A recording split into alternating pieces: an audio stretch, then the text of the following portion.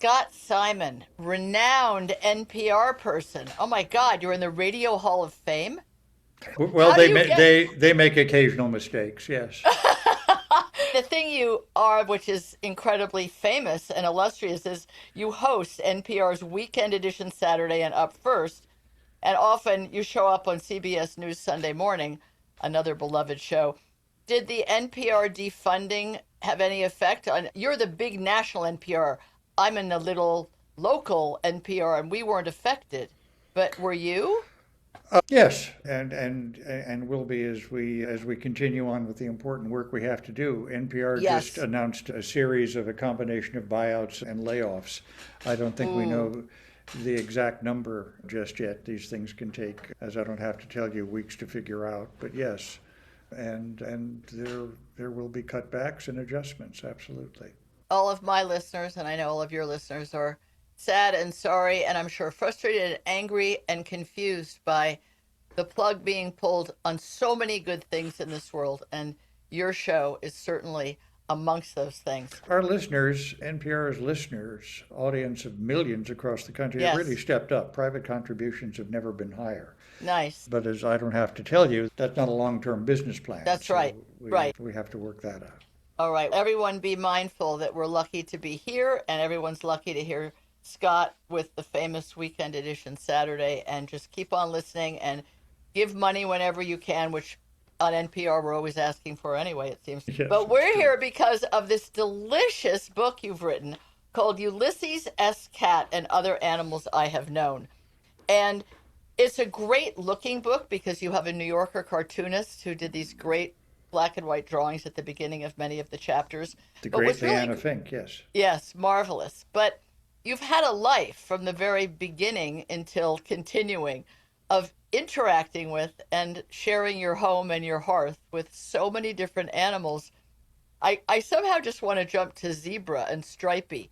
You have this family that adores animals, but you also love zebras that are like this magical part of your life. And there's a Well, great chapter on Stripey. I do love zebras, and often when our family we have Father's Day coming up, it would not surprise me if I get like a zebra tie or a zebra handkerchief or something like that. Again. Yes, once again. Yeah, and I write about stories that I ostensibly invented for our daughters, but maybe they're for me and my wife a Yes, little too, about yes. Stripey, a zebra we initially met on the subway in some unnamed city. And of course, Stripey blended in because of the pole that you hold on to when you're on a subway. And he was standing up, so the black and white stripes just blended in.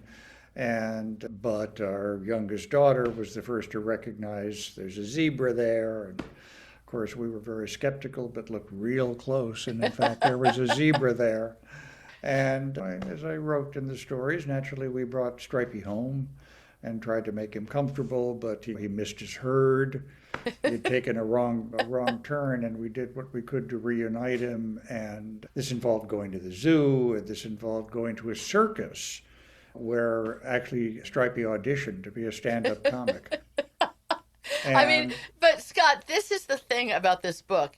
You're reading along and you're reading about cats, various cats, not just your mother's Ulysses S. cat, but Daisy the dog, a lot of chapters on Daisy the poodle. yeah, And then suddenly there's Stripey the zebra, and you write about Stripey as if Stripey is just as much of a real, actual part of your four-legged part of your life as any of these other animals. So, well, you, Tracy, it gives me pleasure to note that this is an Amazon nonfiction book of the month. So I think that would wow, confirm. I think that would confirm the fact wow. that would confirm the fact that if it's nonfiction for Amazon, that Tracy, that Stripey is in fact nonfiction. There you go. It not Yeah. just an invention of your very fertile No, imagination, no, an absolutely actual not. actually exists. How could I possibly invent something like that? Yeah, you're right. No, something Yeah. that extraordinary has to actually happen to you. Yeah. And that's another thing that happened to me during the book. So I'm reading along and going, wait, wait, what? Really? A zebra in the subway? Okay, I'll go along with this.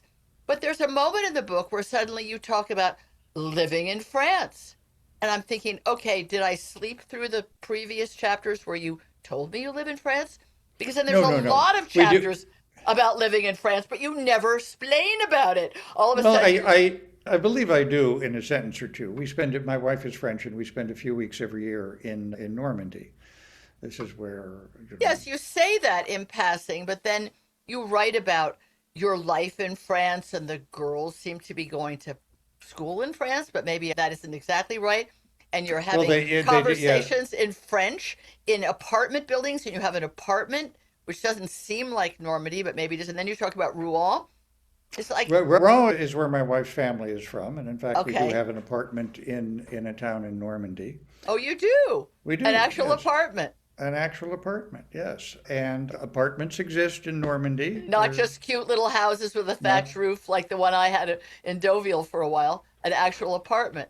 it's funny you should mention that town because that's our town too. No. Yeah, I'll be absolutely. darned. I just think of, and then a few chapters later, you're having coffee drinks, not the French coffee, and banana bread. So I'm like, oh, they're back in Washington.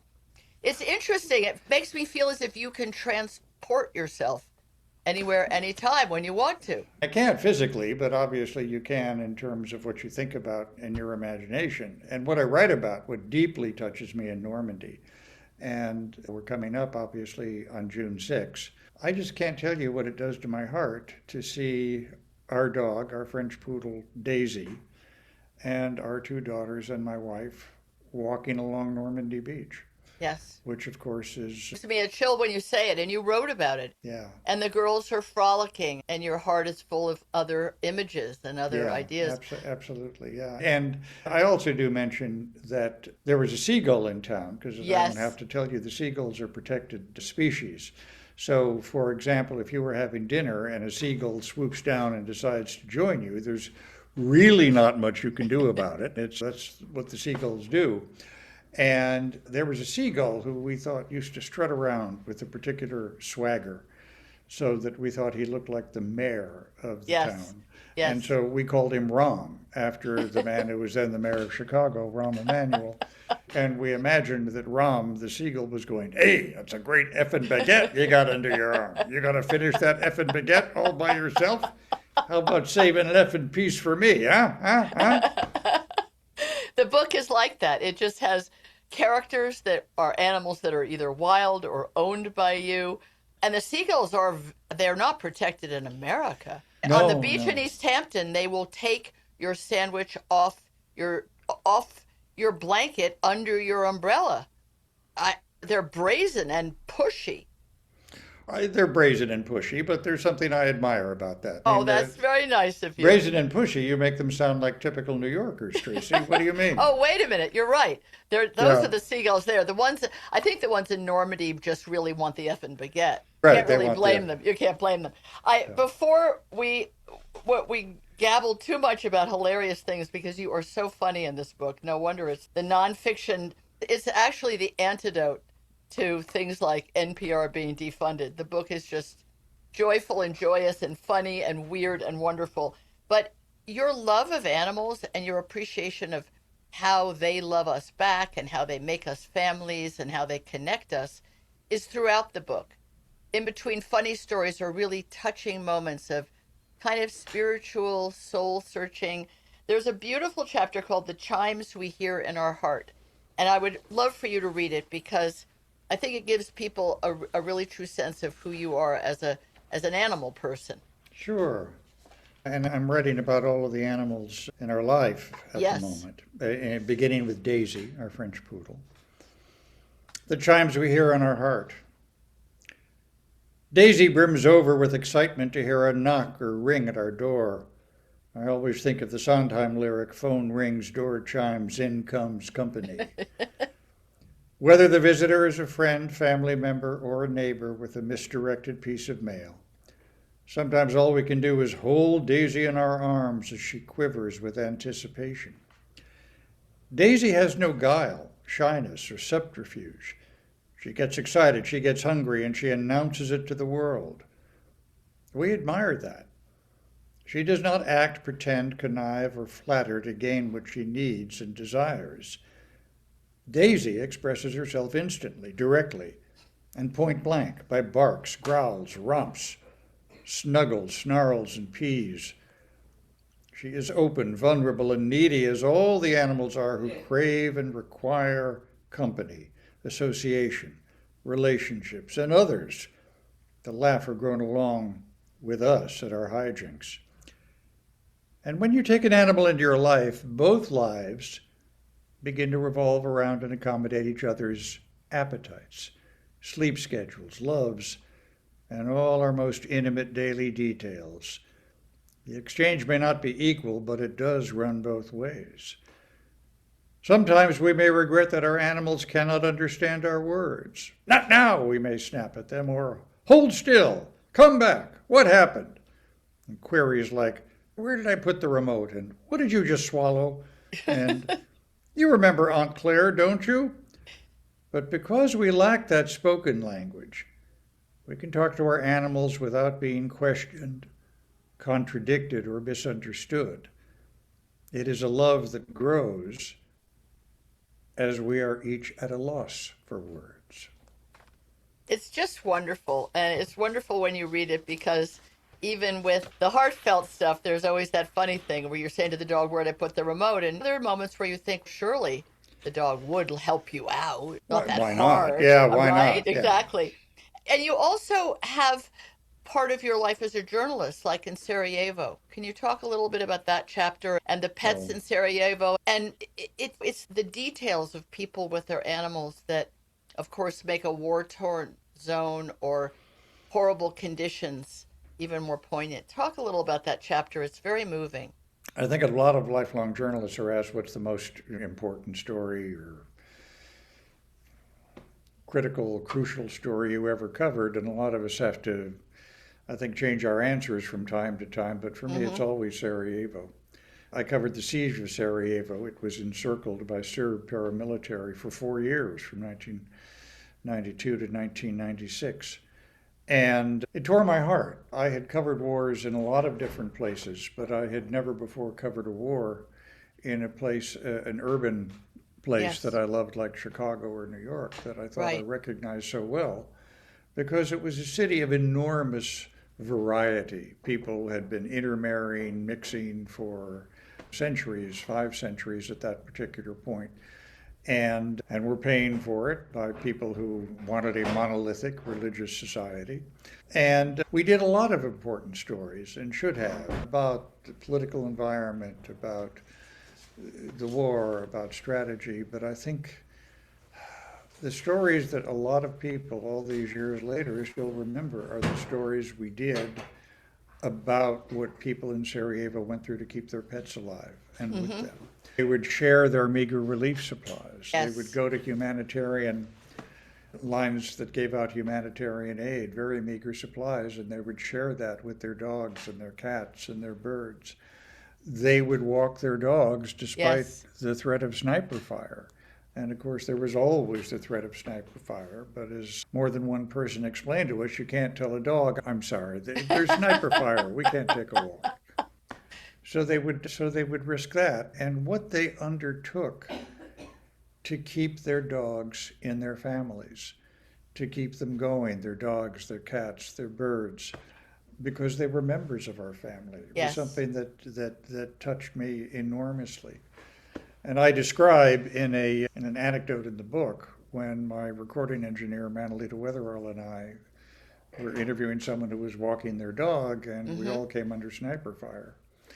And we were in a public park, big green area, and it was made even more flat and green by the fact that at that point in the siege, every tree in Sarajevo had been cut down for use as firewood or fuel or to burn for heat.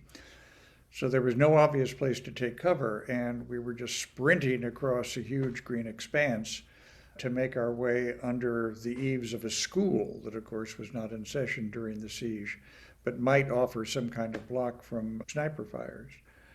And one of the things I noticed is not one person in our group that was furiously running across the field said, leave the dog behind. It was important to Right. us that the dog come with us. So finally, thankfully, all without injury, we were huddled, and I do mean huddled, under the eaves of a school. And Manoli, my recording engineer, uttered, and I will be careful with my language, but she uttered one of perhaps the greatest of all time ad lib I've ever heard in broadcasting, where she said, I do not want to get shot doing an effing pet story. It's great. It's a wonderful chapter because, on the other hand, you've described this older man walking his dog, and he says to you, I just take the dog out when there's a lull in the bombing or the Yeah. fighting or the shooting. Wow, just a little lull, and we'll just take advantage You of know, that. just a little lull, and of course, what a little lull means is that the snipers are probably looking elsewhere, Yeah, and they're when reloading or something. when they don't take lunch breaks per se, and when Yeah, you begin to walk conspicuously with a dog, you make yourself into a target. But that right. was a risk that they were willing to undertake, and I think people in Sarajevo thought that was an important part. That was a way of keeping their humanity alive during the siege. It was an important part of not turning themselves over into the savagery of war and Yes. destruction.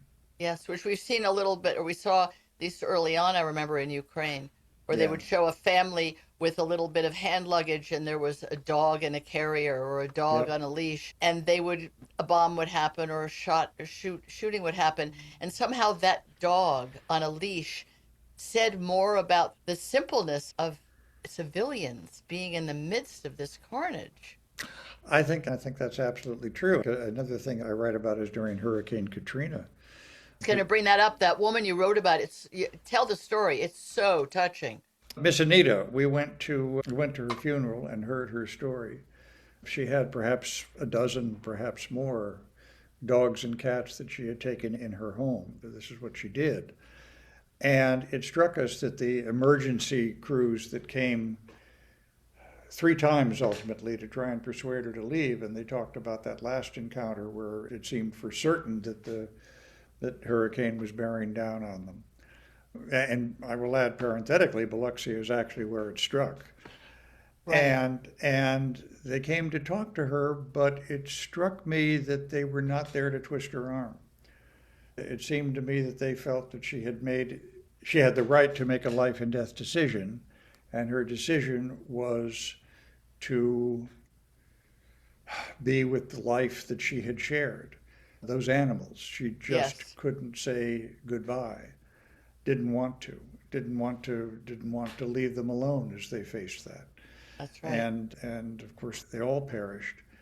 And I like to think it was stories like that were told by a number of journalists at that particular time. I think led to actually changing the That's right. regulations That's right. that now FEMA uses for evacuation. Now you are allowed to take family pets. But it just reminds us of terrible times that happened and we put them out of our mind. But the animal element is what reminds us that we're all in potentially in some kind of jeopardy and there's choices to be made and Yeah, every day you live with those animals and have that connection, you just find a way. You would look for a way to yeah, shelter together, to survive together, or go down together because would you want to live the rest of your life if you had abandoned some members of your yeah, family to save your own skin? yeah. That's a very good way of putting it. Absolutely, you wouldn't want to do that. That's right. That would be leaving your humanity behind to do something Correct. like that, and a lot of people chose not to do that. Yeah. Well, but the book is mostly full of very funny stories. Now I have a little bone to pick with you about beta fish, because early on, and you were very funny about the names of all your animals. Of some, the girls, your daughter's names, so they were more like names like Daisy. Yeah, But salmon fishty was the name of a beta fish that you got because beta fish are very colorful and interesting looking. But then I'm reading and thinking, what do you mean they just croaked? And then you got another and another. They actually have a long lifespan. The thing I just want to say, because, not when their name is Salmon Fishty Simon. What can I tell you? well, no, it's not your fault. So I Yeah, just want to take this moment because people are going to read this book and they obviously already know and respect and revere you. You're a serious thinker and a journalist and a humanitarian. The little horrible plastic bowl in which male betta fish are sold is just like a Chinese takeout container. It's not meant to be their home. So that's the thing they don't tell you in these stores. And if you ever were to ever get another betta fish, and only the males are colorful and only the males kill each other, the females who aren't as colorful can live in a huge group, the name of which I forget. There's a charming name of a group of female bettas. But they need a 5 gallon tank with a filter, Oh and my. they don't tell you that. So bad on PetSmart is all I can say, because undoubtedly you got it at a big box store. I don't have any bone to pick. Uh, I mean, a small yeah, pet store. no, I did. I got all five of them there. Yep. Absolutely. They So these began are to call not, me Mr. Bedaman. and they were very happy to say, have another, and don't worry, your daughter won't know. Just tell her the change color. And it's just important that people, the stories are all very funny and very charming. But a feta fish has a lifespan of up to 5 years, Wow. but they need a tank that has oxygen and light. And you just thought this must just be a disposable pet, like the little tiny turtles used to be when you and I were kids, and they would sell us these little turtles that really were never meant to be a pet. I had a turtle named Neil Simon I write about. That's right. And now there's a big theater named for him on Broadway. It's You amazing. see that? They picked up on what you said. Yeah. So there's just some things that no one tells us. And you're this father trying to be the best dad and the best pet keeper that you possibly can be. The story of Paulina and her negotiating for a cat is so funny because it goes on across a couple of chapters. She's a good negotiator. Do you think she'll be a lawyer when she grows up? Paulina is sitting not far from me. At the current moment, she has her heart set and her mind set and focused on being a physicist. Whoa. Whoa. That's way outside my IQ realm. That's same with me. So she is deeply in thought. Uh, Wow. but yes, she campaigned for tirelessly for a cat, and for a lot of different reasons, my wife and I resisted.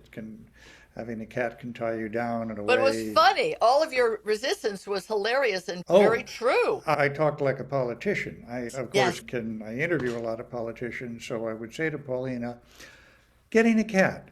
I think that's a conversation we should have. Yes. Yes, So, that's a good conversation to have. Yes, we should talk about that. And then and then she Paulina would said, say, we're having the yeah, conversation. How about yes? yes, we're having the conversation now, and you Yeah. can end it by saying yes. Yes. It's It just was a, quite it was pointed on charming. that. It was really good.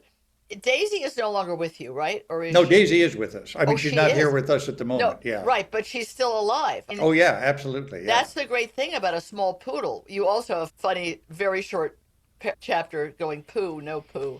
Why don't you just get a poodle? Why do you have to mix it with something else? I mean, Yeah. poodles are so charming and so bright and so long lived. Poodles are charming, bright, and long lived, and we just absolutely love. We love Daisy. She's an important part of our lives. She's part of our family. What can I tell you? Yes. And there's many chapters about her sitting under the cafe table in France where I was like, when did they go to France? Wait a minute. And then she's under the seat in the airplane going somewhere, and you didn't know how you could take the cat and the dog.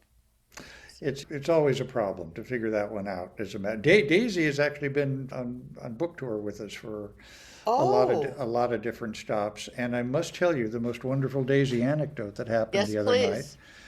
We were at a book stop in Santa Fe for the Santa Fe Literary Festival, and Daisy was sitting on my wife's lap in the front row, and she crawled a couple of laps over to sit in the lap of a woman who we later learned had just lost her dog on No. Monday. Oh my Yes. God. What a So, great way to end this conversation, Scott. It's so touching. yeah, We have, and got that to is all of just us. lovely. Yay, Daisy. Ulysses S. Cat, an absolutely delicious book, and other animals I have known. Scott Simon, you deserve to be Amazon's numero uno, and I wish many people the joy of reading it. Thank you for spending time with us. Thank you so much, Tracy. Take care.